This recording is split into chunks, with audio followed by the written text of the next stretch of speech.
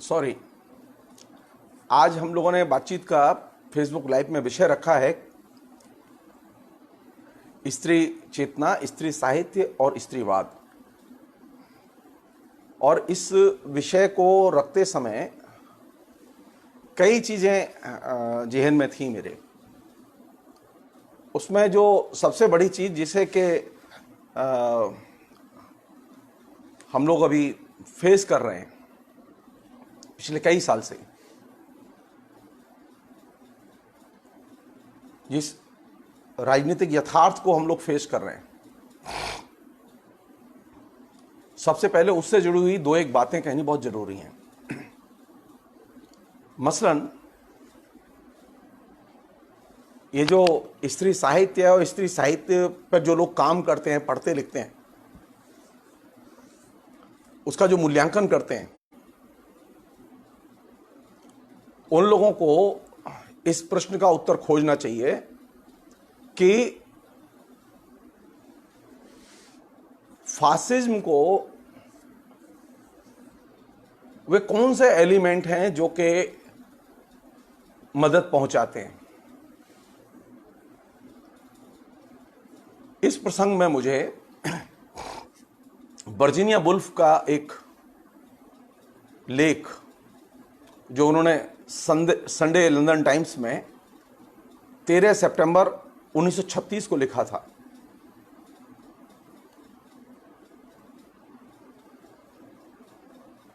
उसका शीर्षक दिया था उन्होंने प्राइज फॉर वुमेन। इस लेख में वर्जीनिया वुल्फ ने हिटलर की जो नीति थी और उस नीति को लागू करने में जो नाजी वुमेन लीग, जो हिटलर का स्त्रियों का संगठन था, उस नाजी वुमेन लीग की स्पिरिट को पकड़ने की कोशिश की और यह जानने की कोशिश की कि आखिर कैसे फासिज्म सामान्य जनता में अपनी जड़ें फैलाने में सफल रहा। यह लेख बहुत महत्वपूर्ण है उन लोगों के लिए जो फासिज्म का अध्ययन करना चाहते हैं। संयोग की बात है कि हिंदुस्तान के लोगों ने कभी वर्जीनिया वुल्फ के इस पहलू को बहस के लायक ही नहीं समझा। फासिज्म पर बहुत सारी बातें हुई हैं, हिटलर पर, मुसोलिनी पर बहुत सारी बातें हुई हैं, लेकिन वर्जीनिया वुल्फ जो कि फेमिनिस्ट आंदोलन की बहुत बड़ी सिद्धांतकार थी, आलोचका थी, उन्होंने भी एक बहुत बड़ा काम किया जो कि हमारे लिए बहुत मूल्यवान है।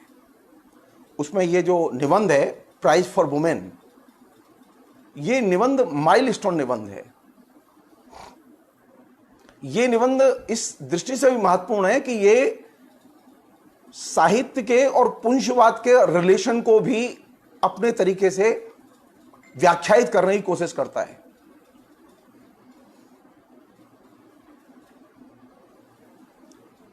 हमारे यहां तो वास्तविकता यह है कि पितृसत्ता या पुंजवाद की विचारधारा को लेकर कोई बहस ही नहीं है।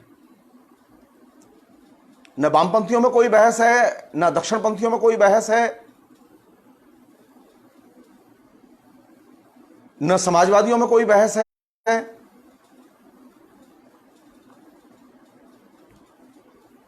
वर्जीनिया वुल्फ ने एक बहुत महत्वपूर्ण बात कही कि वो ये कि ये जो स्त्री पुरुष के जो संबंध होते हैं, यानी हमें ये चीज खोजनी चाहिए ना कि आखिर वह कौन सी चीज है जो कि नरेंद्र मोदी को इतना ताकतवर बनाती,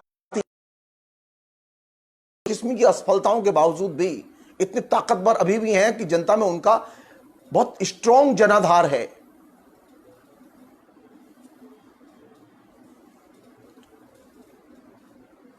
इसकी खोज की जानी चाहिए।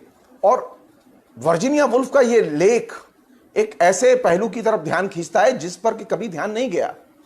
हिंदी आलोचना तो खैर छोड़ दीजिए, अंग्रेजी की आलोचना का भी ध्यान नहीं गया, जो बहुत पावरफुल लोग माने जाते हैं हिंदुस्तान में, जो फेमिनिस्ट माने जाते हैं, उनका भी कभी ध्यान नहीं गया इस पर।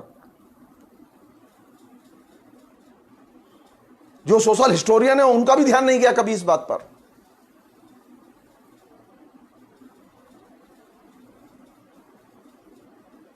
तो वर्जीनिया वुल्फ ने प्राइज फॉर वुमेन नामक जो निबंध जो 1936 में लिखा, उस निबंध में स्त्री पुरुष संबंधों में व्याप्त जो पुंसवाद है, उस पुंसवाद को या पितृसत्तात्मक जो संबंध है उसकी व्याख्या करते हुए फासिज्म के चरित्र की खोज की और उसका विश्लेषण किया।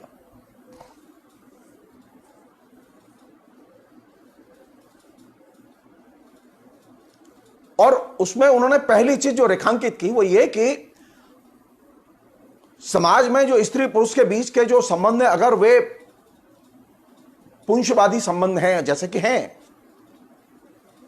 तो उसकी सहज स्वाभाविक अभिव्यक्ति है फासिज्म। जो लोगों को लगता हो कि नहीं फासिज्म तो कोई बहुत बाहर से आई हुई चीज है, दंगे से आई हुई चीज नहीं है।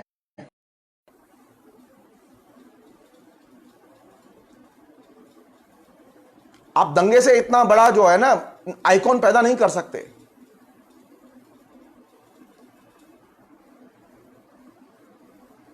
तो स्त्री पुरुष संबंधों के बीच में व्याप्त जो पुंसवाद है, पितृसत्तात्मक संबंध है और पितृसत्ता है समाज में, वह पितृसत्ता की राजनीतिक अभिव्यक्ति है फासिज्म।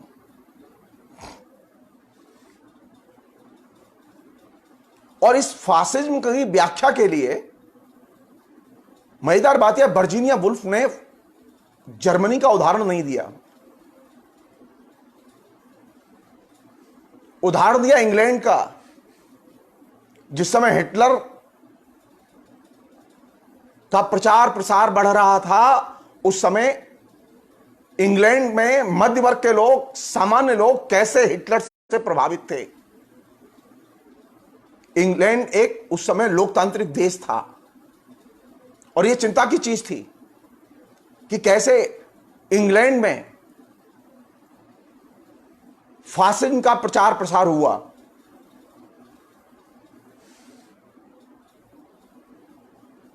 जो लोग ये सोचते हैं कि नहीं फासिज्म का प्रचार प्रसार तो उन्हीं नीतियों के जरिए हो सकता है, जो कि हम लोग भी कहते रहे, एक पॉपुलर समझ हुआ है, मैंने भी इस बात को रखा है कि नव्य आर्थिक उदारीकरण उसका एक डायमेंशन है, लेकिन इससे भी बड़ा डायमेंशन जो कि सामाजिक आधार जिसने दिया है, जिसकी तरफ फेमिनिस्ट वर्जीनिया वुल्फ इशारा करती हैं, वो है पितृसत्तात्मक संबंध और पितृसत्ता की विचारधारा।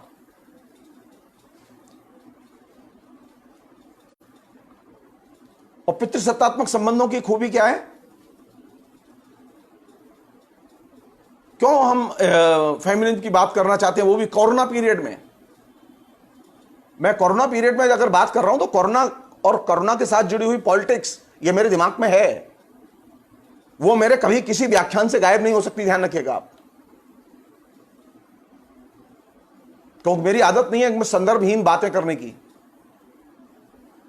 तो आज जब मैं स्त्री साहित्य के बारे में, स्त्री चेतना के बारे में फेमिनिस्ट दृष्टिकोण से बात करना चाहता हूं, तो इसमें भी मेरे केंद्र में वर्जीनिया वुल्फ है और वर्जीनिया वुल्फ का वह महत्वपूर्ण लेख प्राइज फॉर वुमेन, जिसमें कि हिटलर की जो नाजी वुमेन लीग के चरित्र को खोजने की कोशिश की गई है कि आखिर हिटलर की विचारधारा ने इंग्लैंड जैसे लोकतांत्रिक देश को कैसे प्रभावित किया।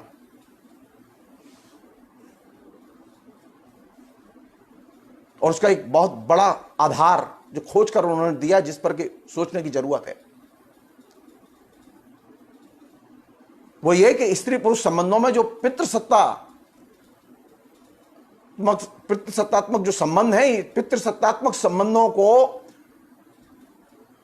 आधार बनाकर फासिज्म अपना सामाजिक आधार बढ़ाता है, वर्चस्व स्थापित करता है। और जो पितृसत्तात्मक संबंध होते हैं, उन पितृसत्तात्मक संबंधों की खूबी है कि स्त्री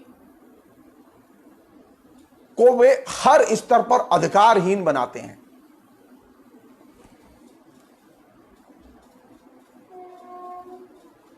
जब हिटलर जर्मनी में आया और उसका जो असर था,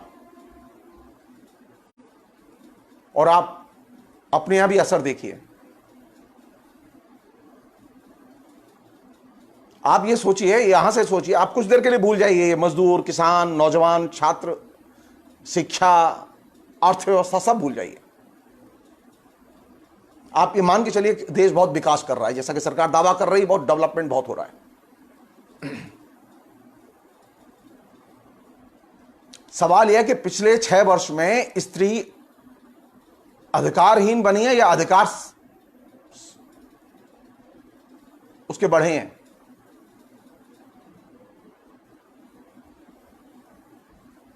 सरकारी क्षेत्र से लेकर निजी क्षेत्र तक औरतों की नौकरियां कम हुई हैं या बढ़ी हैं?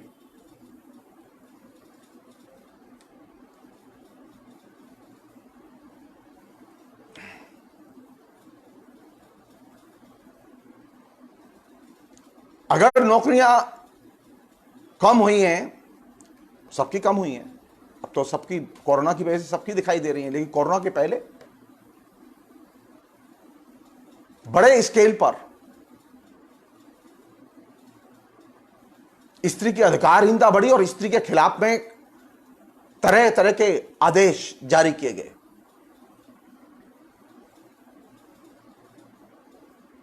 मैं फिलहाल उसकी लिस्ट नहीं रख रहा हूं, क्योंकि मैं किसी और दिन उसकी बात करूंगा कि कितने वो आदेश आए।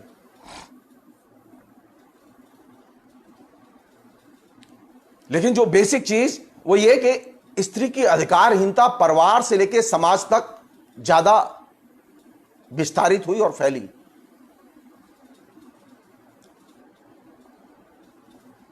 आज समाज में स्त्रियां पहले की तुलना में पिछले 6 वर्षों में परिवार से लेकर समाज तक सबसे ज्यादा अधिकारहीन हुई हैं।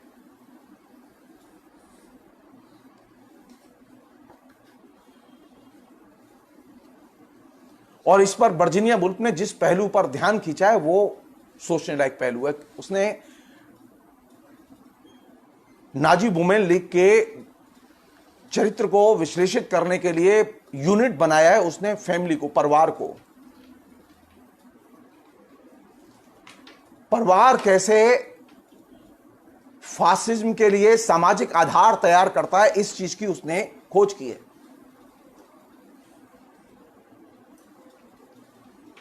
तो क्या हम लोग ये डिस्कस करने के लिए तैयार हैं कि हिंदुस्तान का परिवार कैसा है? चाहे वो दक्षिण में हो, चाहे वो पश्चिम में हो, चाहे वो बंगाल में हो, चाहे वो यूपी में हो, चाहे वो हरियाणा में हो, किसी भी देश के किसी भी हिस्से में हो,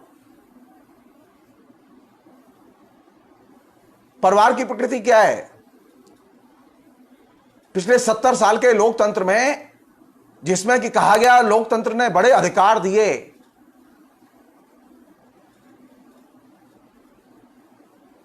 हम लोग विचार करके देखें कि क्या लोकतंत्र ने इतने अधिकार दिए कि स्त्रियां ताकतवर बनी?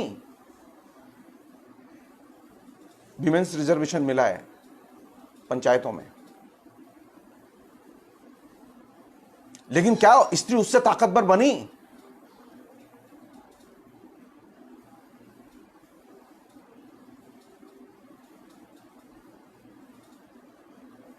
सर्वसत्तावादी ताकतों की, अधिनायकवादी ताकतों की, फासिस्ट ताकतों की राजनीति के प्रचार प्रसार में सबसे बड़ी भूमिका अगर वैचारिक तौर पर किसी एक बड़े तत्व ने अदा की है तो वह हमारे परिवार की संरचना ने अदा की है। और परिवार की संरचना कैसी है? वह पितृसत्तात्मक है, इसमें स्त्री अधिकारहीन है। आपने लोकतंत्र में चाहे जितने अधिकार दिए हों, हम लोग सब जानते हैं कि संसद से लेकर नीचे तक स्त्री कैसे अधिकारहीन क्रमशः बनाई गई, उसकी सीटें घटी, उसकी शक्ति घटी।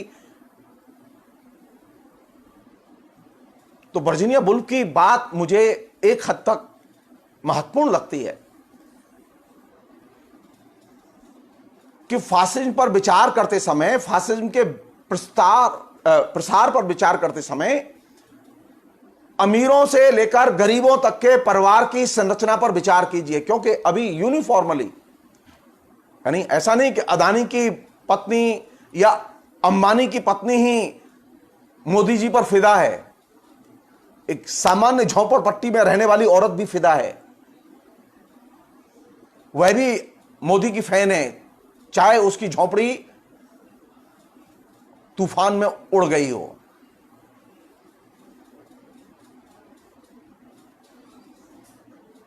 ये जो आकर्षण है और ये जो भरोसा है कि हम आएंगे और जीतेंगे, ये अचानक नहीं है, क्योंकि उसकी जो जमीन है, राजनीति की जो जमीन है, वो जमीन कौन सी है? वो जमीन वह नहीं है राम मंदिर, वो जमीन वह नहीं है सांप्रदायिक दंगे। फासिज्म की सबसे उर्वर जमीन है हमारा परिवार और हमारे परिवार का ढांचा और उसका पितृसत्तात्मक चरित्र। और इस पितृसत्तात्मक चरित्र की सबसे कमजोर कड़ी है स्त्री और उसकी अधिकारहीन अवस्था।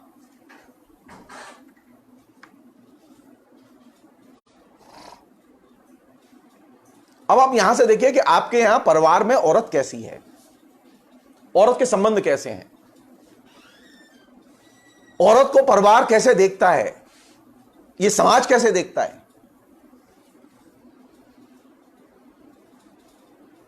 हमारे यहां कौन सी औरत अच्छी मानी जाती है? सबसे अच्छी औरत वह है जो कि अच्छी हाउसवाइफ हो, घरेलू। मोहन भागवत कई बार कह चुके हैं, स्त्री, आदर्श स्त्री कौन सी है? तो आदर्श स्त्री के तौर पर जिस चीज को प्रोजेक्ट किया जाता है, हर स्त्री के बारे में जो इमेज जो प्रोजेक्ट की गई है,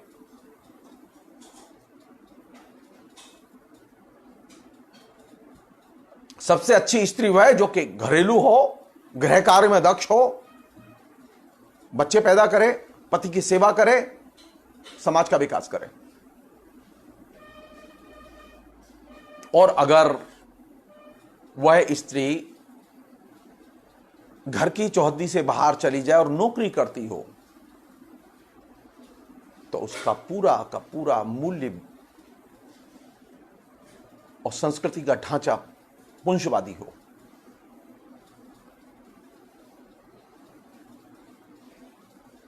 सबसे अच्छी स्त्री कौन सी लगती है? वह स्त्री अच्छी लगती है जो कि अधिकारहीन हो। और ये जो घरेलू औरत है, इसकी जो अधिकारहीनता है, ये सबसे ज्यादा अपील करती है। और ये वह जगह है जहां से कि फासिज्म अपने सामाजिक आधार का, राजनीतिक आधार का विस्तार करता है।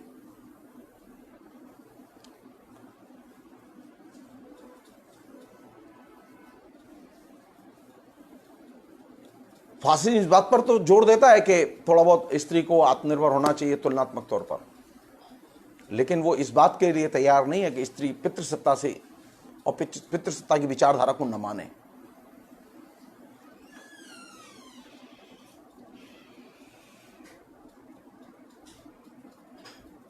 तो चैलेंज कहां है? सांप्रदायिकता की राजनीति में चैलेंज है या पुंजवादी राजनीति में चैलेंज है? किसे चुनौती माने हम? या दोनों ही चुनौती हैं?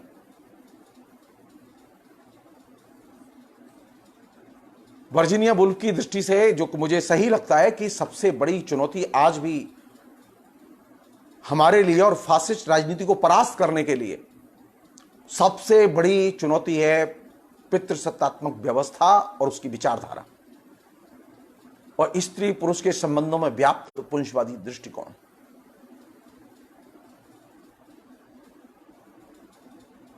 इस पुंजवादी दृष्टिकोण यानी मतलब नरेंद्र मोदी की ब्यूटी क्या है? नरेंद्र मोदी की ब्यूटी है कि वो बहुत आइडियल मैन, आदर्श मर्द।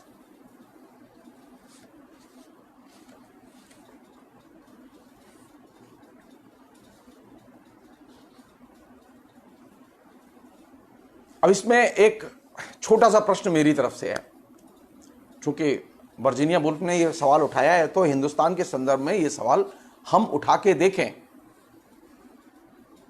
70 साल के विकास, लोकतांत्रिक विकास के बावजूद परिवार राजनीति में, संस्कृति में, साहित्य में आलोचनाई केंद्र में क्यों नहीं आया?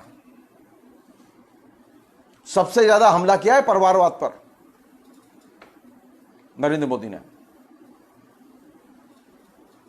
लेकिन फैमिली एज ए इंस्टीट्यूशन पर एक वाक्य नहीं बोला।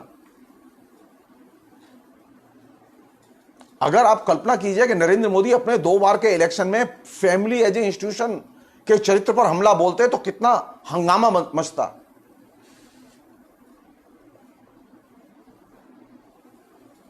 लोकतंत्र का विकास हुआ, प्रधानमंत्री आए और गए, सरकारें आई और गईं, लेकिन परिवार के चरित्र पर, परिवार की राजनीति पर, परिवार में व्याप्त पुंजवाद पर कोई बहस राजनीति में नहीं हुई।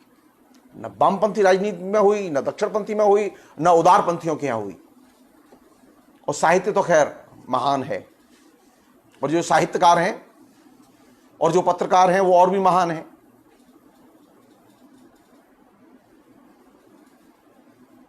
परिवार और परिवार का चरित्र, वास्तविकता क्या है?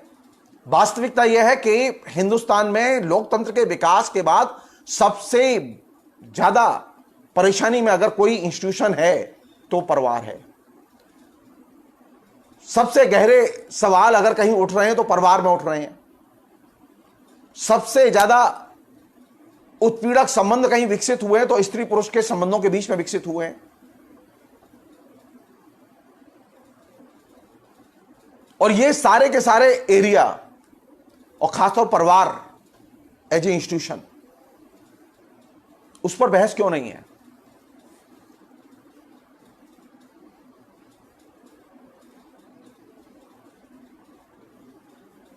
क्या वजह है कि हमारे यहां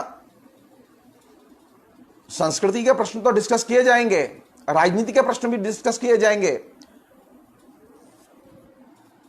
लेकिन परिवार के प्रश्न और परिवार का राजनीति एजेंडे से गायब होना, जबकि परिवारवाद पर हमला हो रहा है, वंशवाद पर हमला हो रहा है। यूपी में आए तो परिवारवाद पर हमला, दिल्ली में आए तो परिवारवाद पर हमला, साउथ में गए तो परिवारवाद पर हमला, तमिलनाडु में भी परिवारवाद पर हमला, क्योंकि स्टालिन को चुनौती देनी है तो परिवारवाद पर हमला करो।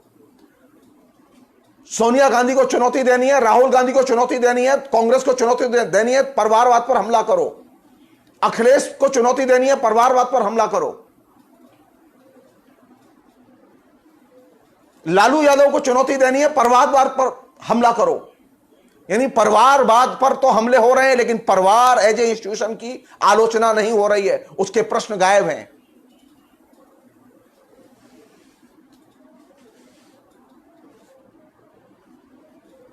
संकट कहां है?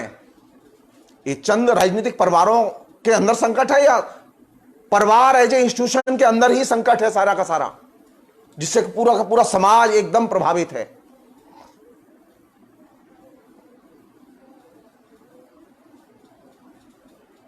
एक चीज और मैं लगे तो मेंशन करना चाहता हूं उसे, कि जो लोग परिवारवाद पर इतना हमला किए, खासतौर पर नरेंद्र मोदी और दूसरे लोग, उनसे पूछा तो जा सकता है ना कि अदानी की संपत्ति किसके पास जाएगी, अंबानी की संपत्ति किसके पास जाएगी?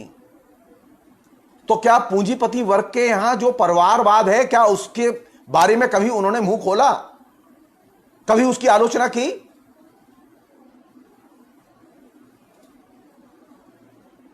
जी नहीं, हिम्मत नहीं है। परिवारवाद तो पूंजीपति वर्ग की सबसे बड़ी महत्वपूर्ण ताकत है। वो चाहे अमेरिका हो, चाहे वो जर्मनी हो, चाहे वो जापान हो, चाहे वो हिंदुस्तान हो, पूंजीपति अपनी संपत्ति अपनी औलाद को ही देके जाते हैं। और पूंजीपति वर्ग में परिवारवाद सबसे बड़ी ताकतवर चीज है। तो पूंजीपति वर्ग का परिवारवाद आपकी चुनौती के केंद्र में नहीं है। चंद राजनीतिक परिवार हैं, उनका परिवारवाद आपकी चुनौती के केंद्र में होता है, जबकि समस्या इससे भी ज्यादा गहरी है।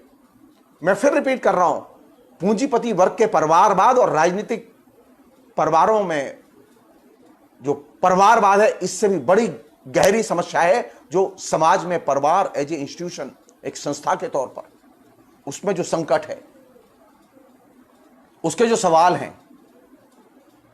हमारे यहां जो परिवार की शक्ल बनाई गई है, परिवार की पूरी इमेज बनाई गई है, परिवार एकदम पवित्र चीज बनाया गया है और इस परिवार को हम कभी भी टच करने के लिए तैयार नहीं है, आलोचनात्मक ढंग से खोलने के लिए तैयार नहीं है। साहित्य में भी चर्चा नहीं है। हिंदी में जो स्त्री साहित्य लिख रहे हैं उनके अंदर भी परिवार को लेकर मूल्यांकन नहीं है।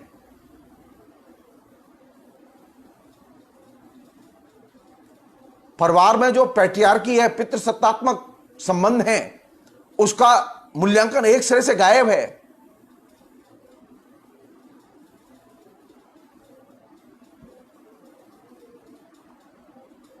हमारे यहां जो लेखिकाएं हैं, अधिकतर लेखिकाएं स्त्री के अस्तित्व के सवाल पर तो बात करने के लिए तैयार हैं, लेकिन पितृसत्तात्मक विचारधारा या पुंसवादी विचारधारा के समग्र चरित्र से जुड़ा हुआ जो परिवार का चरित्र है, उस पर बात करने के लिए तैयार नहीं है। तो जो इंपॉर्टेंट चीज है जहां से कि बात शुरू करनी चाहिए वो ये कि परिवार और खासतौर पुंसवादी परिवार को व्याख्यायित किए बिना, तोड़े बिना, आइडियोलॉजिकली इसे क्वेश्चन किए बिना क्या लोकतंत्र का विकास संभव है?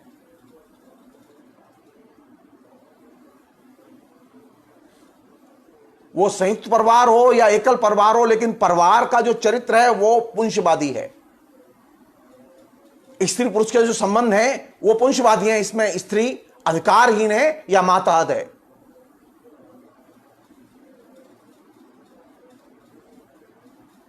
क्या हम इस स्थिति को डिस्कस करने के लिए तैयार हैं? नहीं। और तो और हिंदी साहित्य में जो लोग हैं ना, जो लिटरेचर पढ़ाते हैं और लिटरेचर की बात करते हैं, जिसमें कहते हैं ना कि बहुत महत्वपूर्ण था, राष्ट्रवाद बहुत महत्वपूर्ण है।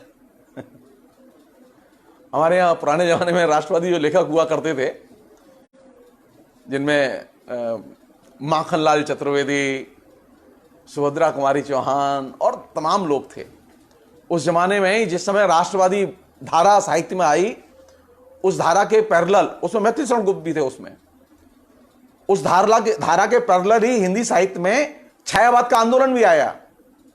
और छायावाद के आंदोलन में भी 4 बड़े नामी लेखक थे।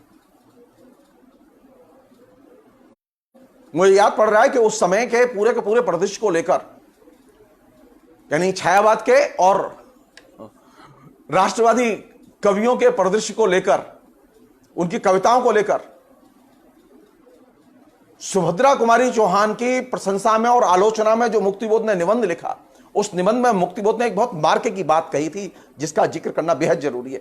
उसने कहा कि हमारे यहां जो छायावादी कवि हैं वो तो परिवार को डिस्कस ही नहीं करते, वहां परिवार आता ही नहीं है। छायावादी कवियों के यहां परिवार का कोई चित्रण ही नहीं मिलता, और न वह चित्रण राष्ट्रवादी कवियों के यहां मिलता है, एकमात्र सुभद्रा जी के यहां मिलता है। तो फासिज्म की आइडियोलॉजी और फासिज्म के अगर सामाजिक आधार को आप चुनौती देना चाहते हैं, तो पितृसत्तात्मक विचारधारा का जो सबसे स्ट्रॉन्ग सेंटर है परिवार एज ए इंस्टीट्यूशन, और परिवार में स्त्री पुरुष के संबंधों में जो पैट्रियार्की है, पितृसत्तात्मक संबंध है, उन पितृसत्तात्मक संबंधों को हम चुनौती क्यों नहीं देते, उसको डिस्कस क्यों नहीं करते?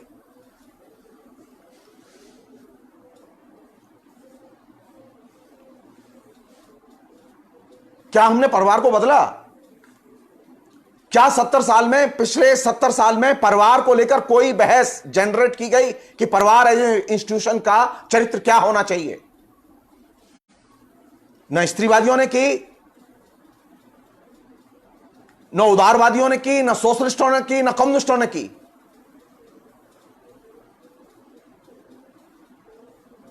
किसकी जिम्मेदारी है ये? वर्जीनिया वुल्फ ने यह चीज बहुत महत्वपूर्ण रेखांकित की कि इंग्लैंड में जो हिटलर की राजनीति से प्रभावित इंग्लैंड का समाज हो रहा था 1936 में, वो समाज इसलिए प्रभावित हो रहा था कि इंग्लैंड के जो लोकतांत्रिक समाज था, उसके जो परिवार थे, उस परिवार का जो चरित्र था वो पुंछवादी और पितृसत्तात्मक चरित्र था। उस पितृसत्तात्मक चरित्र को कभी लोगों ने खोलकर देखा ही नहीं कि वहां फासिज्म कैसे फ्लरिश करता है और अपना असर छोड़ता है, अपना जनाधार तैयार करता है। मुझे लगता है कि अगर हमें सचमुच में फासिज्म से लड़ना है तो हमें परिवार जैसी संस्था और उसमें जो निहित जो पितृसत्तात्मक विचारधारा है उसके पहलुओं पर बहस शुरू करनी चाहिए।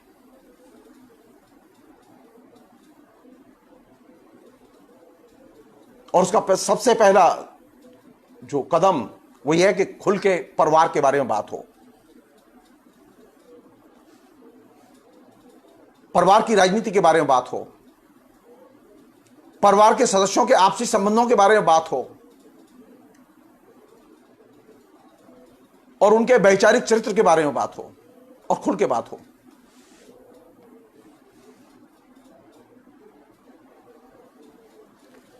एक अन्य चीज है जो कि बहुत इंपॉर्टेंट चीज है इंडिया के संदर्भ में, वो ये कि जब आप इस भारत के संदर्भ में इंग्लैंड में जहां वर्जीनिया वुल्फ लिख रही थी, वहां तो स्थिति यह थी कि स्त्री पुरुष के संबंध से परिवार बनता था, लेकिन हिंदुस्तान में स्त्री पुरुष के संबंध से परिवार नहीं बनता खाली, बल्कि स्थिति यह है कि हिंदुस्तान में जो परिवार बनता है उसके निर्माण में तीन बहुत महत्वपूर्ण चीजें हैं जो कि केंद्रीय भूमिका अदा करती हैं। वो तो एक तो वंश परंपरा, एक जाति और एक धर्म। ये तीन बहुत महत्वपूर्ण एलिमेंट हैं जो कि हिंदुस्तान के परिवार के निर्माण में केंद्रीय भूमिका अदा करते हैं। इसलिए स्त्री पुरुष के संबंधों के आधार पर खाली परिवार नहीं बनता।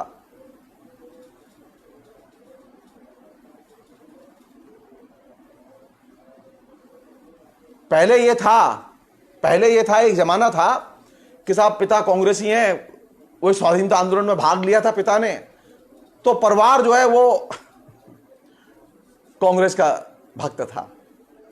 धीरे धीरे धीरे बहुत दिन तक चली ये चीज, लेकिन ये चीज धीरे धीरे घटने लगी। और आज स्थिति क्या है?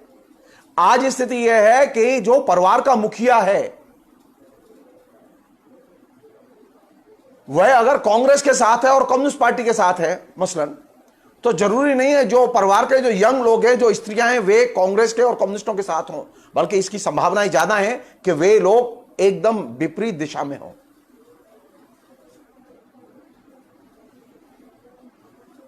मैंने अपने 27 साल के अनुभव में, जो कि मैंने जमीनी स्तर का अनुभव है मेरा बंगाल का, मैं हिंदी भाषी क्षेत्र का अनुभव तो मेरे पास है ही, मैंने वहां वामपंथी विचारधारा में भी मैंने ये टकराहट देखी। जो यंग लड़के लड़कियां होते थे, वे यंग लड़के लड़कियां, पिता है वामपंथ के साथ हैं, मां वामपंथ के साथ है, लेकिन यंग लड़के लड़कियां वामपंथ के साथ नहीं है। वो कम्युनिस्ट पार्टी को पसंद नहीं करते।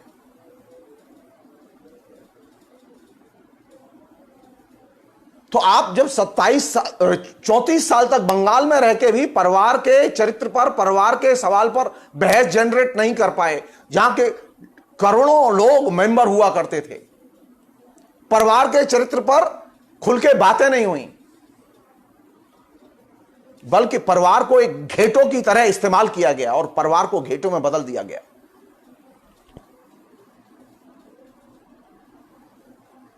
हिंदी भाषी क्षेत्र में वही चीज चल रही है।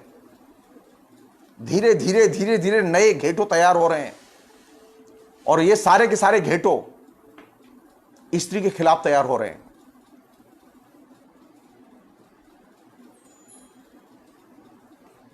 तो मेरा दूसरा अनुरोध यह है कि परिवार के चरित्र पर तो बात हो, लेकिन परिवार के चरित्र पर वो स्त्री पुरुष संबंधों के आधार पर हमारे यहां परिवार नहीं बनता, बल्कि परिवार के बनाने में वंश, जाति और धर्म, इन तीन चीजों की बहुत महत्वपूर्ण भूमिका होती है और इससे पहले से ही तय हो जाता है कि परिवार कैसा होगा।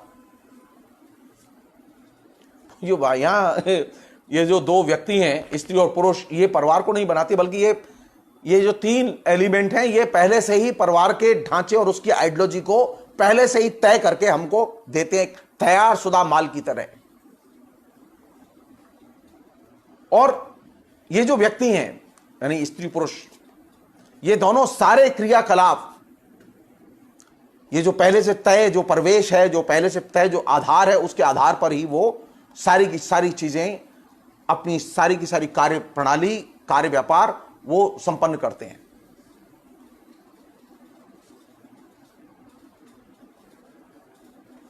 एक और चीज है जो कि बहुत ही इंटरेस्टिंग है इस पूरे प्रसंग में।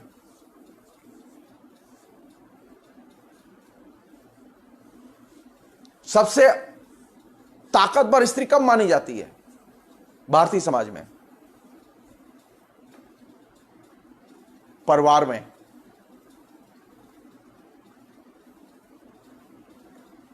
स्त्री के ताकत होने का, स्त्री के शक्तिशाली होने का जो सबसे बड़ा आधार है, आइडियोलॉजिकल आधार है, जिसने कि पितृसत्तात्मक विचारधारा को हमारे बिल्कुल एकदम रेशे रेशे में, हमारी नसों में बिठा दिया है, हम महसूस करते हैं अंदर तक। हमारे यहां मातृत्व सबसे महत्वपूर्ण और मूल्यवान चीज है। और मातृत्व की प्रशंसा, मातृत्व का जो गौरव, मातृत्व का महिमामंडन इतने बड़े स्केल पर है कि आपको ये सोचने में असुविधा होती है कि मातृत्व के बाहर कैसे देखें स्त्री को।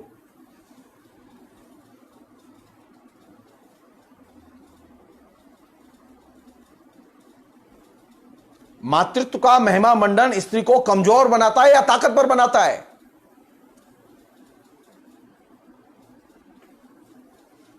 मातृत्व का जितना महिमा मंडन बढ़ेगा, आप तय मानिए स्त्री उतनी ही ज्यादा कमजोर होगी।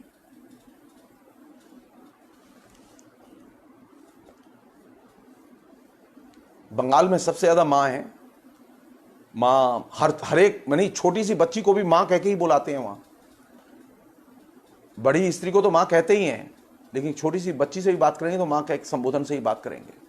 मातृत्व का जो इतना जो गौरवपूर्ण महिमा मंडन है, वो गौरवपूर्ण महिमा मंडन एकदम एक सिरे से स्त्री को अधिकारहीन बनाता है। और अब जान लीजिए, बंगाल में सबसे ज्यादा बाल विवाह आज भी होते हैं। ईश्वर चंद्र विद्यासागर के सारे प्रयत्न प्रभावहीन हैं हिंदुस्तान में, और बंगाल में खास तौर पे। बंगाल आज भी प्रथम स्थान रखता है किसमें? दो चीजों में, जहां मां का संबोधन कॉमन है स्त्री के लिए। एक तो बलात्कार के मामले में और एक बाल विवाह के मामले में। मैंने इधर के डाटा नहीं देखे पिछले 2-3 साल से, अपने दूसरे कामों में व्यस्त होने की वजह से, लेकिन जो 2-3 साल पहले तक की जो मेरी स्थिति थी, जानकारी है, वो ये कि भारत में बाल विवाह में जो सबसे ऊपर राज्य है उसमें बंगाल 1 पर। बलात्कार में भारत में जो सबसे राज्य ऊपर है उसमें बंगाल 1 पर। बंगाल में मातृत्व का महिमा मंडन सबसे ऊपर है और स्त्री की दुर्दशा सबसे ऊपर।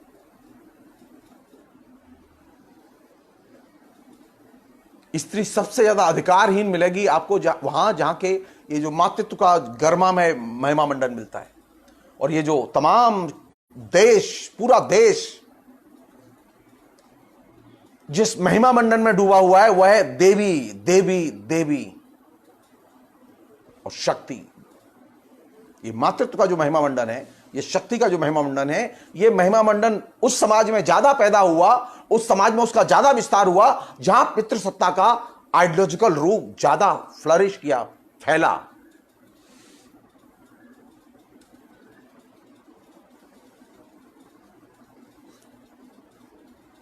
तो प्रश्न यह है कि मातृत्व के प्रति राजनीतिक दलों का रवैया क्या है?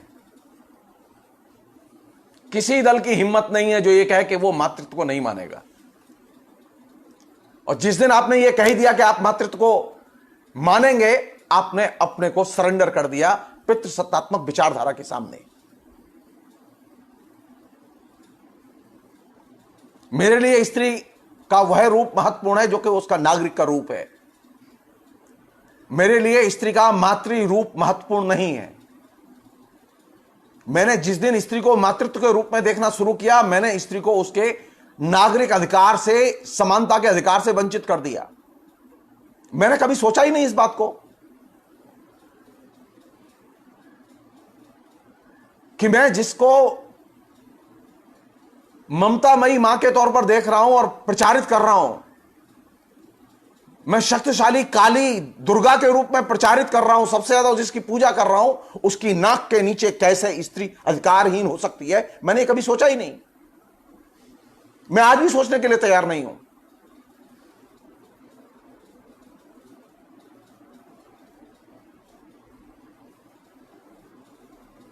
सो परिवार के इस चरित्र को जब तक आप खोलेंगे नहीं, और परिवार में जो पितृसत्तात्मक विचारधारा जिस रूप में संगठित की जाती है, संयोजित की जाती है, इसका प्रचार प्रसार और विकास किया जाता है, इसके स्वरूप को जब तक आप खोलेंगे नहीं, तब तक आप पितृसत्ता को चुनौती दे ही नहीं सकते।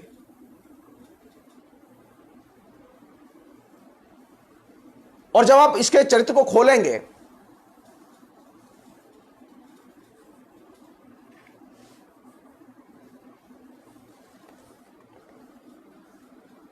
तो आपके सामने यह दिक्कत आएगी कि परिवार का चरित्र किससे बनता है।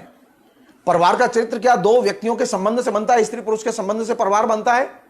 तो भारत में स्त्री पुरुष के संबंध से परिवार नहीं बनता, बल्कि परिवार बनता है वंश, जाति और धर्म, इन तीन के रसायन से।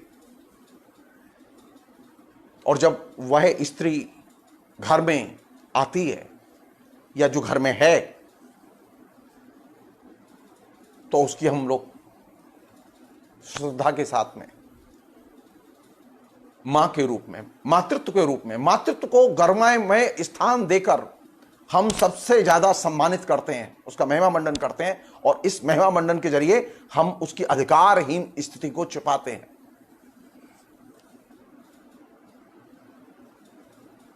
तो पूछा जाना चाहिए कि भारतीय परिवार स्त्री के लिए एक सुकून, सम्मान की, समानता की जगह है, या वहां स्त्री के लिए अपार कष्ट भरे हुए हैं?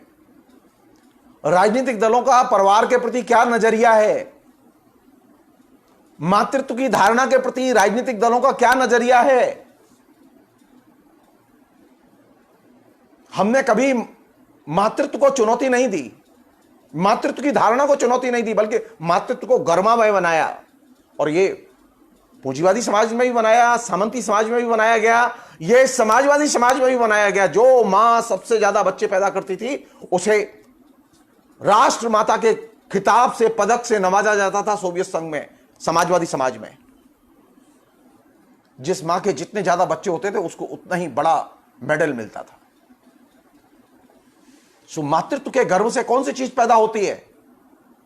स्त्री की ताकत नहीं, स्त्री की अधिकारहीनता पैदा होती है, और इसको हमने कभी खोलकर देखने की कोशिश नहीं की।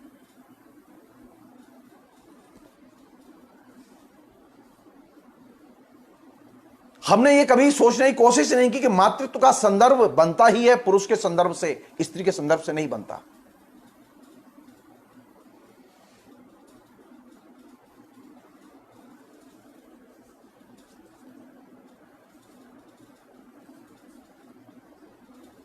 कहां मिलेगी? फासिज्म की जमीन कहां मिलेगी?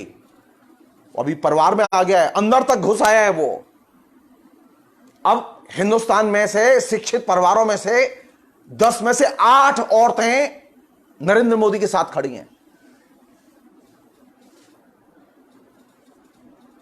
आपके लिए होगा कोरोना और आपके लिए होगी विपत्ति, वह अभी भी नरेंद्र मोदी में अपने मन की आशाओं का संचार देखती है। और वर्जीनिया वुल्फ ने इस पहलू की तरफ जो ध्यान खींचा कि ये जो फासिज्म है, ये एंटर करता है परिवार उसके पैट्रियार्कल ढांचे के जरिए, वहां से वह अपने लिए जमीन तैयार करता है, वहां से उसको उसका सामाजिक आधार तैयार होता है। और हमारे यहां तो पहले से ही परिवार की महिमा अनंत, और परिवार में स्त्री की महिमा उससे भी ज्यादा अनंत, और उसको पुष्ट करने के लिए बाकायदा शक्ति संप्रदाय का दार्शनिक आधार भी अवेलेबल है।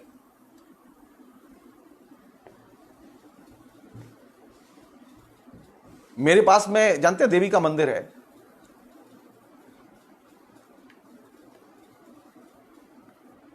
मेरे यहां जो देवी के मंदिर पे पूजा करने लोग आते हैं और जो मंदिरों में पूजा करने औरतें जाती हैं, आप कभी चुपचाप बैठ के, मैं मंदिर में बैठता हूं, चुपचाप सुनता हूं, मैं बहुत तकलीफ होती है। हर औरत दुख से भरी होती है, हर औरत।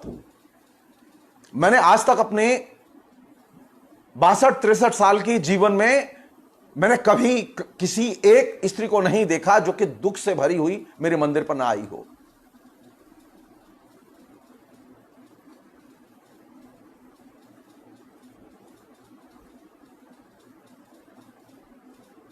मातृत्व की शक्ति, मातृत्व की पूजा, शक्ति संप्रदाय का दार्शनिक आधार, और इसके ग्राउंड पर जो पैदा हुआ जो पूरा ढांचा है, जिसमें कि हम लोग कहते रहे हैं हमारे यहां ना, मातृवत परदारेशु, पराई स्त्री को भी मां की तरह देखो।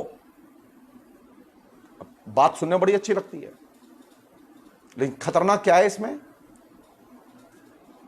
ये जो मातृत्व वाला रूप है, मातृत्व का कॉन्सेप्ट है, इस मातृत्व के कॉन्सेप्ट को चुनौती दी जानी चाहिए, लेकिन हम चुनौती नहीं देते, बल्कि हम इसे एप्रिशिएट करते हैं कि देखो क्या कमाल की बात कही है।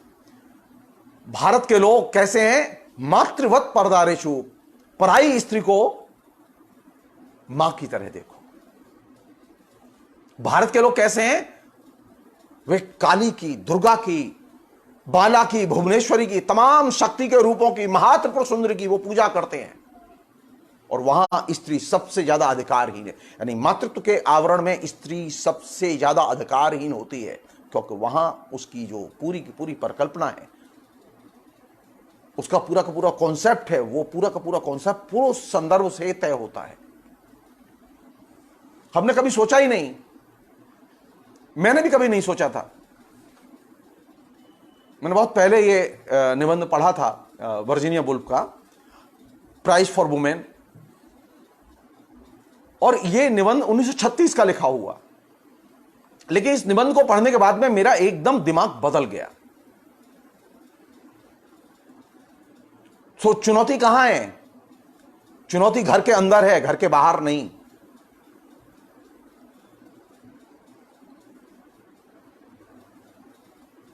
जिस परिवार में, सोचने की बात यह है कि जिस परिवार में मातृत्व की पूजा होती है, स्त्री की महिमा का बखान किया जाता है, हमें प्रश्न करना चाहिए कि उस परिवार में स्त्री दोयम दर्जे के नागरिक की तरह, अधिकारहीन नागरिक की तरह कैसे रहती है? या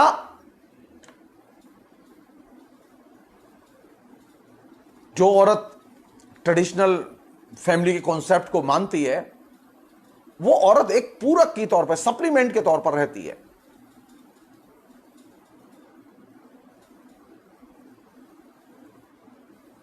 अंग्रेज लोग थोड़ा पढ़े लिखे थे, तो अंग्रेजों के जमाने में, अंग्रेजों के यहां एक वो औरत खाली पूरक ही नहीं होती थी, बल्कि उसके लिए हाथ खर्च के लिए भी कुछ पैसे दिए जाते थे। रहने खाने का तो प्रावधान था, लेकिन हाथ खर्च का प्रावधान भी उन्होंने दिया था। ये एक नई चीज थी। अब मैं आपसे एक सवाल पूछ रहा हूं, सच सच बताइएगा, और खासतौर पर लड़कियां जो हैं वो तो और भी सच सच बोले। क्या हमारे यहां परिवार में स्त्री को हाथ खर्च दिया जाता है? यानी हमारी मां को हमारे पिता क्या मंथली हाथ खर्च देते हैं या नहीं देते? नहीं देते तो क्यों नहीं देते? क्यों ये कह के अपना पल्ला झाड़ लेते हैं कि मालकिन तो यही है, सब कुछ तो इसके पास होता है, इसे हम क्या दें, सब कुछ तो यही खर्च करती है। हमारे परिवार में ऐसे कितने परिवार हैं मध्य वर्ग के जहां स्त्री को हाथ खर्च मिलता हो तय करके? मेरे नॉलेज में 3-4 परिवार हैं ऐसे, ज्यादा नहीं।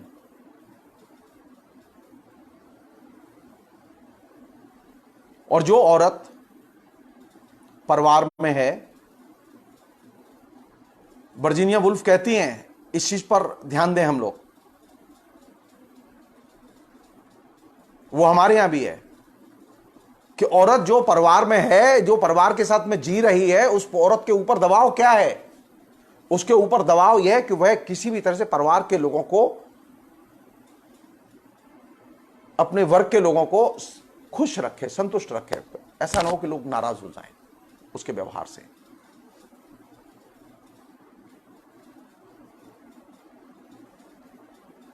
और वो कोशिश करे कि पुरुष कैसी स्त्री चाहते हैं, उनके अंदर स्त्री की जो समझ है उसको वो आत्मसात करे। हमारे यहां कैसी स्त्री चाहते हैं लोग?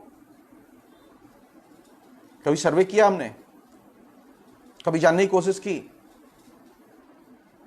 कभी हमने सोचा कि ये औरत किसके लिए सज रही है?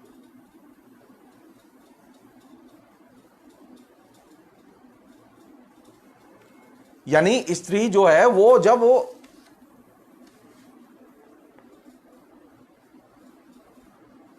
सामाजिक आचरण करे तो वह पति के आर्थिक, सामाजिक और राजनीतिक हितों और नजरिए का सम्मान करे।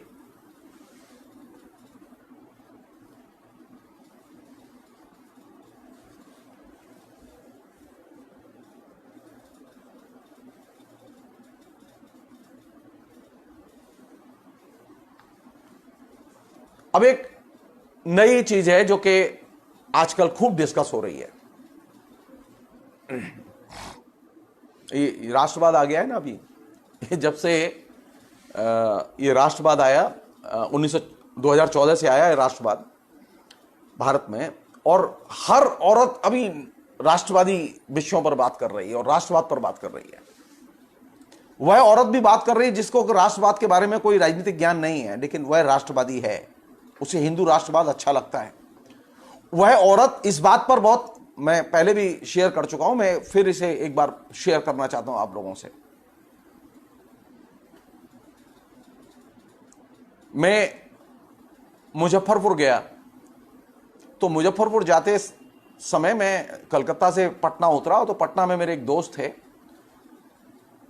जो सोशियोलॉजी के प्रोफेसर हैं। वो मुझे लेने आए, अपने घर ले गए।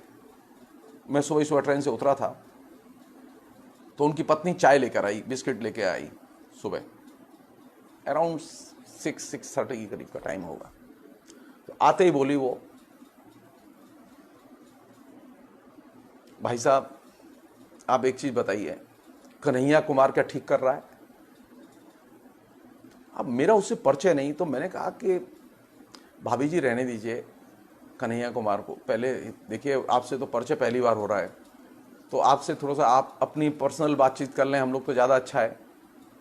बोले नहीं भाई साहब, मुझे पहले ये बताइए आप कन्हैया कुमार के लिए आए हैं? मतलब मुश्किल क्या थी कि जो जेएनयू में जो कन्हैया कुमार और दूसरे लोगों को लेकर जो आंदोलन शुरू हुआ, उसके समर्थन में एक सभा मुजफ्फरपुर में होने वाली थी जिसमें कि मुझे जाना था। उस महिला की बड़ी आपत्ति थी इस बात पर। उसका ये मानना था कन्हैया कुमार जो कुछ कर रहा है गलत कर रहा है, और जेएनयू के जो लड़के कर रहे हैं वो एकदम गलत कर रहे हैं, वो राष्ट्र विरोधी हरकतें कर रहे हैं। और वह महिला जो पहली बार मुझसे मिली, तो मैंने उससे हाथ जोड़कर कहा कि भाभी जी, जब ये आपका पति पढ़ता था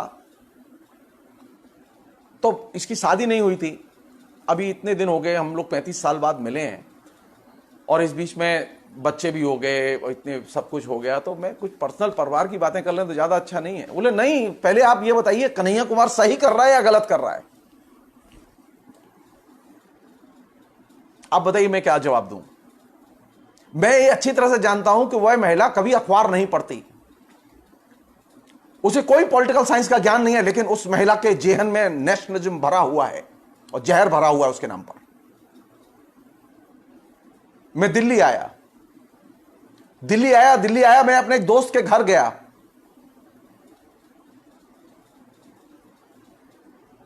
और वो दोस्त की पत्नी एकदम बिफर गई मेरे ऊपर। बोले ये क्या तमाशा कर रखा है तुमने, तुम फेसबुक पर लगातार मोदी के खिलाफ लिखते रहते हो, और मोदी सबसे अच्छा काम कर रहा है और जेएनयू के लोग सबसे घटिया काम कर रहे हैं। सोचिए, पटना में जो औरत है, जो हाउस वाइफ है, वह भी जेएनयू के बारे में, राष्ट्रवाद के बारे में अपनी एक राय रखती है, और दिल्ली में जो हाउस वाइफ है वह भी अपनी राय रखती है। और ठीक यही चीज मैं मथुरा गया तो यही म्यूजिक मैंने वहां पर भी सुना।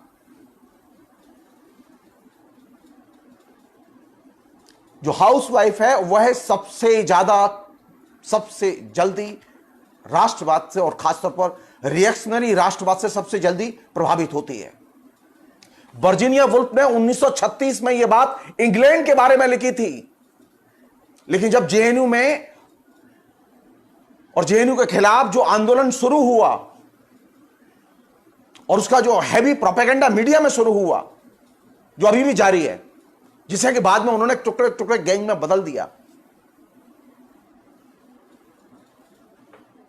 वर्जीनिया वुल्फ ने यह प्रश्न उठाया है कि हम इस चीज की तहकीकात करें कि ये जो हाउसवाइफ औरतें हैं ये राष्ट्रवाद से कैसे प्रभावित होती हैं।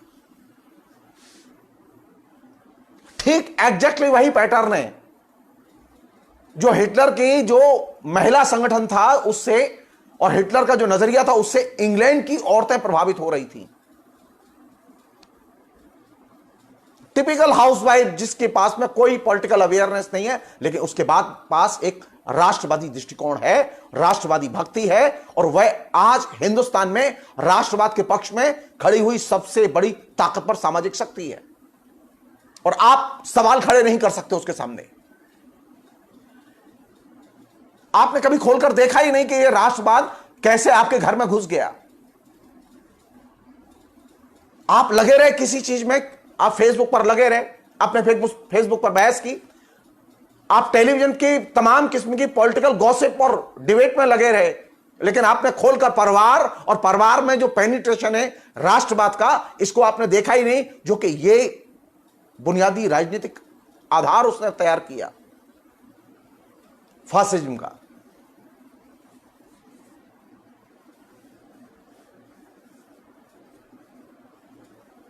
वो खाली नेशनलिज्म पैदा नहीं किया उसने सैन्यवाद भी पैदा किया, सैन्य भक्ति भी पैदा की। संयोग की बात है 36 में वर्जीनिया वुल्फ जो अपने निबंधों में लिखती है वह चीज इंग्लैंड में सच थी, और आज वह चीज हिंदुस्तान में भी सच है।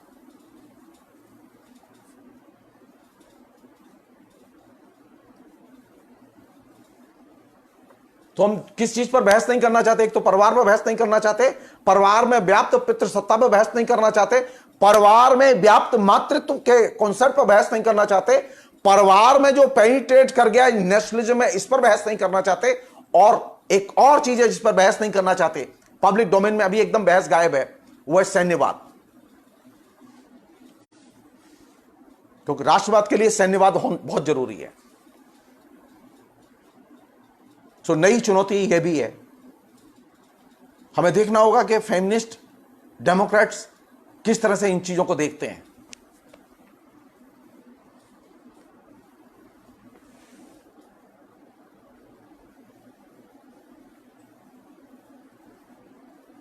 अब आप एक चीज सोच के बताइए कि ये जो कोरोना की परिस्थिति में स्त्री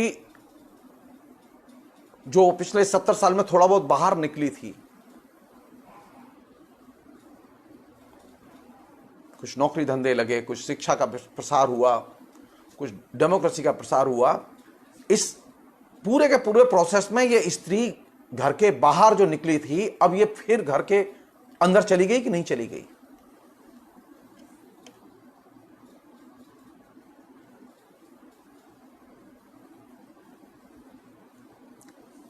पब्लिक स्पेस से स्त्री धीरे धीरे सिकुड़ के फिर घर की चौहद्दी में बंद कर दी गई।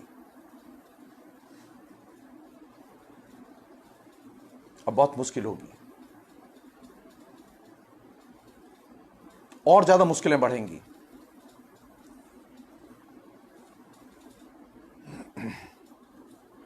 स्त्री का प्रवेश, यानी मैंने एक दिन अपने फेसबुक लाइव में बातचीत में मैंने ये बात रखी थी कि लॉकडाउन में सबसे ज्यादा घरेलू हिंसा की घटनाएं हुई हैं और स्त्रियों को सबसे ज्यादा वायलेंस झेलना पड़ा है।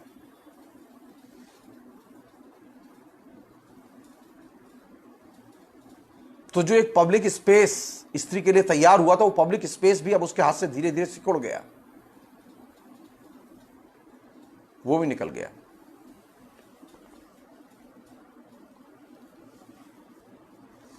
एक अन्य चीज,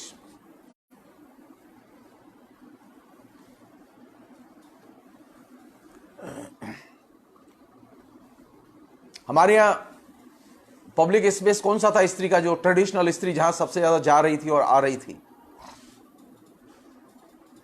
मैं आपको अपना अनुभव बता रहा हूं। मैं मथुरा में लॉकडाउन में पूरे तकरीबन 55 दिन रहा मैं अंदर। उसके बाद में मैं दिल्ली आया। मैं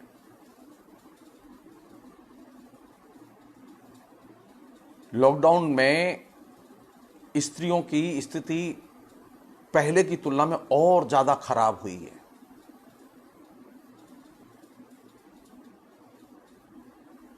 स्त्रियों के पास में जो पब्लिक स्पेस था, वो कौन सा पब्लिक स्पेस था जिसमें स्त्रियां सबसे ज्यादा जाती थी? दो ही जगह थी जहां थोड़ी सी उसकी आउटिंग होती थी, बाजार था या फिर मंदिर था, और बाजार और मंदिर दोनों बंद हैं।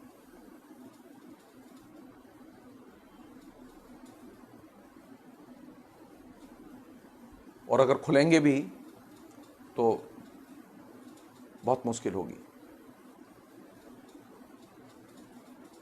तो स्त्री का जो सामाजिक स्पेस है, वो पब्लिक स्पेस है, वो और घटेगा, और ये बड़ी चुनौती है।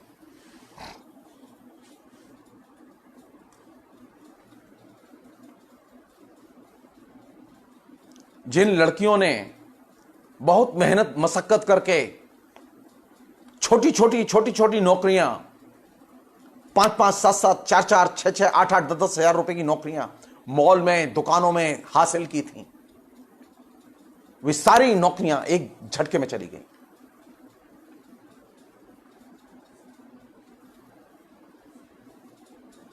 क्योंकि आत्मनिर्भर औरत बहुत ताकतवर औरत होती है और उसकी बहुत कीमत होती है, और फासिज्म इससे डरता है। वर्जीनिया वुल्फ कहती हैं कि हमें इस पर ध्यान देना होगा कि ये जो फासिज्म का उभार आता है, फासिज्म का प्रसार होता है, उसमें स्त्रियों की आमदनी घटती है बढ़ती है, उनके रोजगार घटते हैं बढ़ते हैं। भूल जाइए किसान, मजदूर, नौजवान, सब भूल जाइए, लेकिन मॉल तो बंद, मॉल तो अब खुलने नहीं जा रहे, और खुल भी गए तो इतनी आसानी से नॉर्मल सी लौटने वाली नहीं है। बाजार में भी नॉर्मल सी लौटने वाली नहीं है। तो ये जो हजारों औरतें, लड़कियां जिनकी आमदनी छीन ली गई,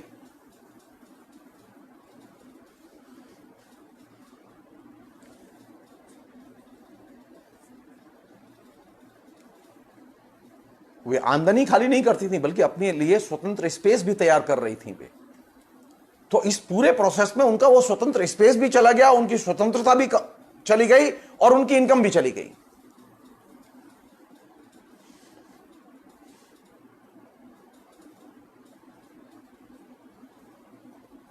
क्या लड़कियां जो नौकरियां करती थीं, ये 4-4, 5-5, 6-6, 7-7 हजार रुपए की मॉल से लेकर तमाम दुकानों तक, क्या ये लड़कियां पुनः काम पर लौटेंगी?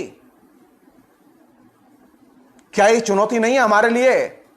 क्या ये हमारे चार्ट ऑफ डिमांड का हिस्सा नहीं बन सकता कि उन लड़कियों को, उन लड़कों को जो काम करते थे उनको तनख्वाहें दी जाएं? आज सुप्रीम कोर्ट ने जिस तरह से हाथ झाड़ के अपने अलग कर लिए, कहा कि ये जो मालिक और नौकर के बीच का जो बेच का डिस्प्यूट है कि ये कोरोना के पीरियड में, बंद पीरियड में तनख्वाह दी जाए कि न दी जाए, ये राज्य सरकार समाधान क्या करेंगी?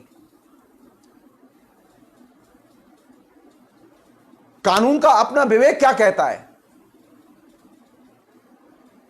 प्रधानमंत्री ने एक घोषणा की थी, जिस घोषणा को बाद में विड्रॉ कर लिया गया। प्रधानमंत्री ने घोषणा की थी कि इस कोरोना के पीरियड में लोगों की तनख्वाहें नहीं काटी जाएं। प्रधानमंत्री ने क्यों अपनी घोषणा वापस ले ली? प्रधानमंत्री की जिम्मेदारी बनती है कि जो लड़के लड़कियां दुकान पर काम करते थे, डेली वेज वर्कर की तरह काम करते थे, उनको बाकायदा उनका वेज दिलवाया जाए।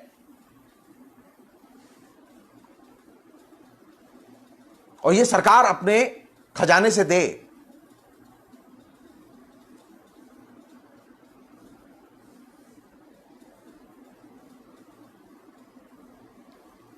अब जब इन लड़कियों की इनकम चली गई तो इनकी तो आजादी भी चली गई, इनकी स्वतंत्र राय भी चली गई।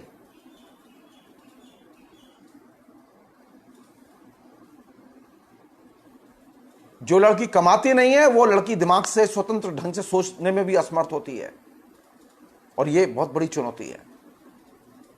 इसलिए कोरोना के पीरियड में ये जो पूरा का पूरा रंधा चला है, इसमें औरतें सबसे ज्यादा पामाल हुई हैं, सामाजिक तौर पर, आर्थिक तौर पर, शिक्षा के स्तर पर, उत्पीड़न के लिहाज से सबसे ज्यादा ट्रेजिक घटनाएं उनके साथ घटी हैं। हमारे पास कोई रिकॉर्ड नहीं है, क्योंकि औरत के साथ जो कुछ घटता है उसे रिकॉर्ड में रखना हमारी आदत का हिस्सा नहीं है।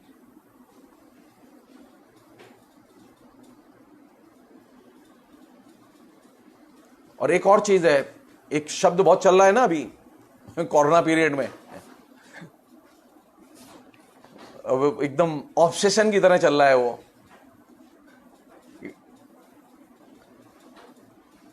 कोरोना में संभावनाओं की तलाश की जा रही है।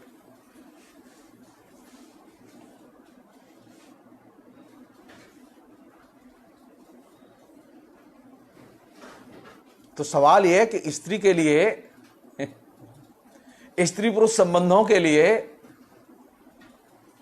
नई सेंसिबल संभावनाएं क्या हो सकती हैं?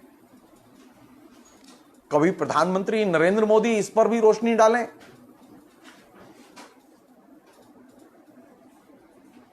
क्योंकि वर्जीनिया वुल्फ ने इस पर रोशनी डाली है।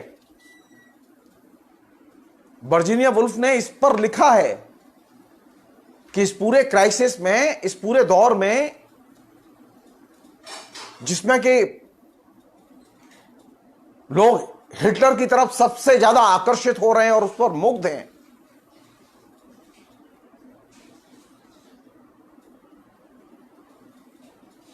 वहां किस तरह की संभावनाएं बन सकती हैं, किस तरह की औरत बन सकती है और किस तरह की नई संवेदनशील औरत बन सकती है।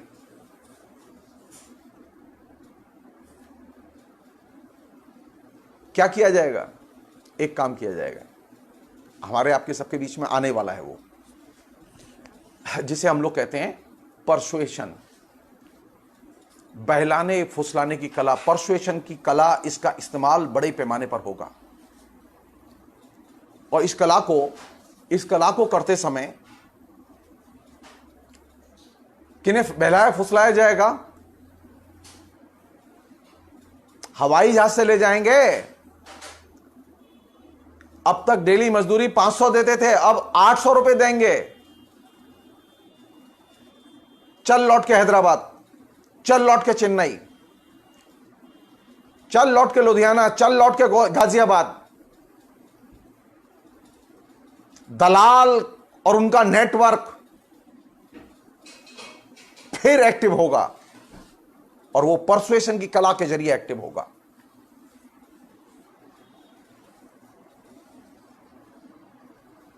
और ये जो परसुएशन है, अब आप बताइए मुझे, इस पर आपको गुस्सा आना चाहिए या प्यार आना चाहिए? मजदूरों को, उन औरतों को जो एकदम वह लड़की, वो ज्योति लड़की जो 1200 किलोमीटर चला के अपने पिता को साइकिल पर बिठा के ले गई, उसे परसुएट किया जा रहा है कि वो अब एक बहुत बड़ी खिलाड़ी बन सकती है। उसके सामने अस्तित्व का प्रश्न है, जीवन मरण का प्रश्न है कि वह लड़की जिंदा रहे या मर जाए, लेकिन उससे कहा जा रहा है तू अब एक अच्छी खिलाड़ी बन सकती है। यानी अब हमारे सामने परसुएशन की कला के नए नए रूप प्रस्तुत किए जाएंगे। भारत सरकार के मंत्री डोनाल्ड ट्रंप की बेटी तक उसको प्रशंसा की नजरों से देख रही है। जिस डोनाल्ड ट्रंप की बेटी ने कभी किसी भी झोपड़पट्टी में रहने वाली को कभी 10 रुपया चंदा नहीं दिया। ये परसुएशन की कला पर आपको गुस्सा आना चाहिए, नफरत होनी चाहिए, लेकिन आप गौरव से फूले नहीं समा रहे। तो किस चीज की संभावना है? वर्जीनिया वुल्फ कहती हैं एक चीज की संभावनाएं, परसुएशन की कला की संभावनाएं अब खुल के खेलेंगी। मजदूरों को फुसलाया जाएगा, उनको उपहार दिए जाएंगे, उनको पुरस्कार दिए जाएंगे, उनको तमाम किस्म की सुविधाओं के लालच दिए जाएंगे, और इसके जरिए हम कैसा समाज बनाएंगे, किसका विस्तार करेंगे?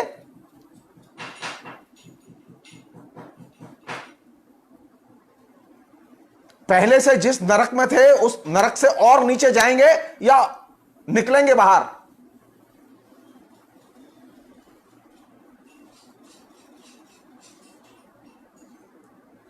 कायदे से परसुएशन के जितने भी रूप सरकार और उसका तंत्र इस्तेमाल कर रहा है, उन परसुएशन के रूपों के खिलाफ में हमारे अंदर गुस्सा होना चाहिए, आलोचनात्मक विवेक होना चाहिए। लेकिन हम खुश हैं, हम खुश हैं कि आज एक साइकिल की कंपनी उस ज्योति लड़की को अपना ब्रांड एम्बेसडर बनाने के लिए तैयार है।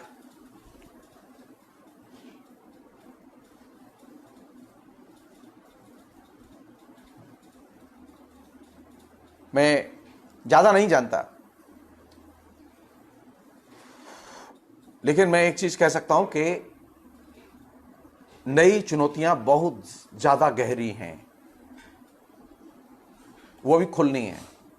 ये लॉकडाउन से जो ही ये नॉर्मलसी की तरफ लौटेंगे हम, तब अर्थव्यवस्था और उसके संकट और उस संकट में फंसी हुई औरत बहुत ही दयनीय और बहुत ही वंचित, ऐसे वंचित भाव में और ऐसे वंचित रूप में दिखाई देगी जो आपने कभी नहीं देखी।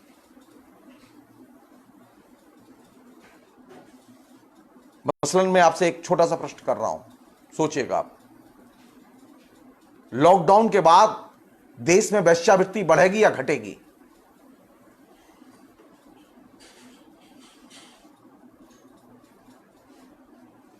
भारत विभाजन के बाद जब बड़े पैमाने पर सांप्रदायिक हिंसा हुई और हजारों औरतें विधवा बना दी गईं,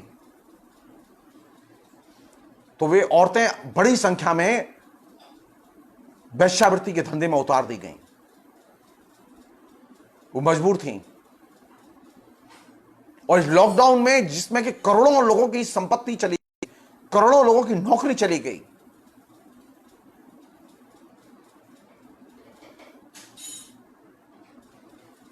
यहां तक कि वैश्याओं का भी धंधा चौपट हो गया। लेकिन ये जो जमीन तैयार हुई है, इस जमीन में सबसे ज्यादा स्त्री का जो क्षेत्र, स्त्री के शोषण का क्षेत्र, वह और ज्यादा फलेगा और फूलेगा। तो स्त्री की दो ही जगह छोड़ी है फासिज्म में, या तो वेश्यावृत्ति या हाउसवाइफ, तीसरी जगह नहीं है। हिटलर के जमाने में भी यही दो ही जगह थी, और दोनों जगह स्त्री का एक ही काम है, दिल बहलाना।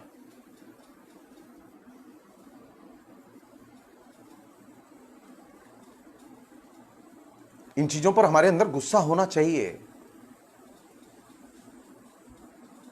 लेकिन हमारे अंदर गुस्सा नहीं आता। हमारे आलोचना पैदा होनी चाहिए, लेकिन हम आलोचना नहीं करते। मेरी अभी तक समझ में नहीं आ रहा कि देश इतनी भयानक विपत्ति में है, आपका परिवार का संकट इतनी भयानक विपत्ति में है, लेकिन आपके अंदर गुस्सा क्यों नहीं है?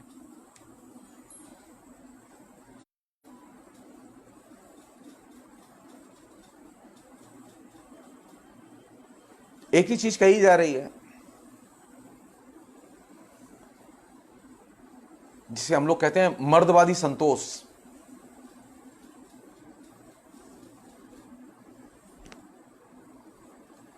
क्या कहा जा रहा है? अरे खुदा का शुक्र करो, भगवान का शुक्रिया अदा करो कि नरेंद्र मोदी ने 4 लॉकडाउन करके करोड़ों लोगों को मरने से बचा लिया, नहीं तो करोड़ों लोग मर जाते। भगवान का शुक्रिया अदा करो कि हम मरने से बच गए। यह है मर्दवादी संतोष। आपके पास में सिर्फ एक डोज, अफीम की डोज, कि कम से कम लॉकडाउन से इतना तो लाभ हुआ कि हम मरने से बच गए। भगवान का बहुत बहुत शुक्रिया, नरेंद्र मोदी सरकार का बहुत बहुत शुक्रिया।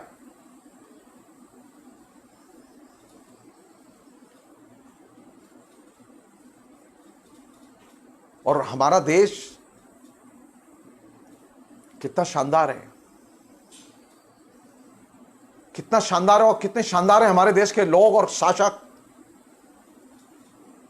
वो कितनी जनता की चिंता करते हैं और हम कितने खुशकिस्मत हैं कि हम सब बच गए। यह बात दीगर है कि हमारे देश कोरोना के संकट में, कोरोना से प्रभावित लोगों की श्रेणी में लगातार ऊपर जा रहा है। 3 लाख बस पहुंचने वाले हैं, 4था स्थान अर्जित कर लिया है हमने, 3 बाकी हैं खाली, जल्दी हो जाएंगे वो।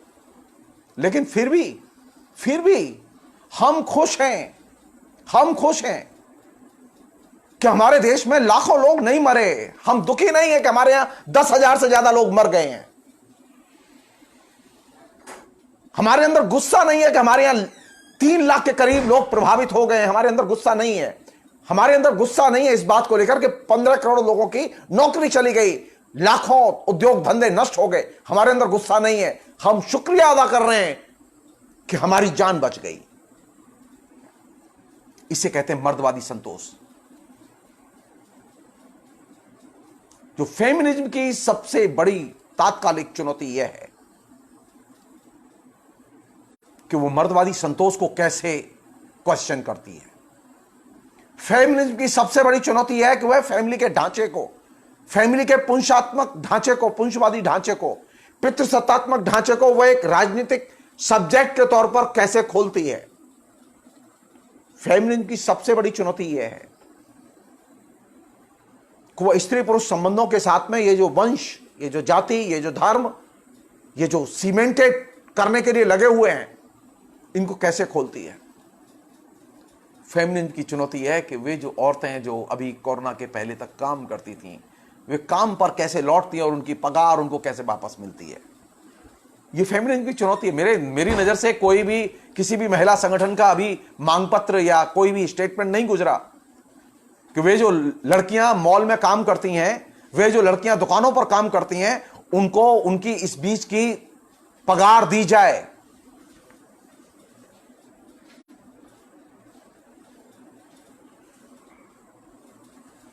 अरे कम से कम एक पहलू तो था कि कम से कम लाखों लड़कियां काम कर रही थी मॉल में और दुकानों पर, और यह आत्मनिर्भरता का पहलू वह बहुत महत्वपूर्ण पहलू था, क्योंकि ताकतवर और आत्मनिर्भर, आर्थिक तौर पर आत्मनिर्भर लड़की वो हिंदुस्तान के आधुनिक समाज की जान है।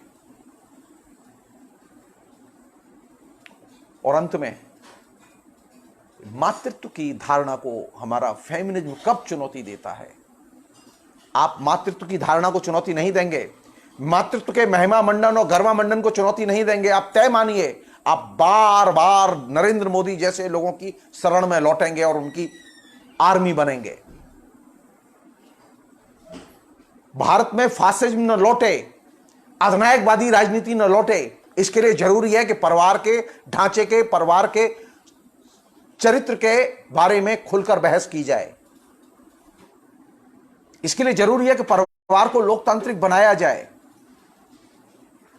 इसके लिए जरूरी है कि स्त्री को स्त्री के संदर्भ से देखा जाए, पुरुष के संदर्भ से नहीं। स्त्री को नागरिक की तरह देखा जाए, मां की तरह नहीं। मां कह के आपने बहुत शोषण किया है स्त्री का। स्त्री को मां नहीं, नागरिक कहना सीखें हम, और नागरिक की तरह देखना सीखें हम। तब हम स्त्री के अस्तित्व की रक्षा कर सकते हैं, और तभी हम देश में लोकतंत्र को मजबूत भी बना सकते हैं। बहुत बहुत शुक्रिया। Thank you.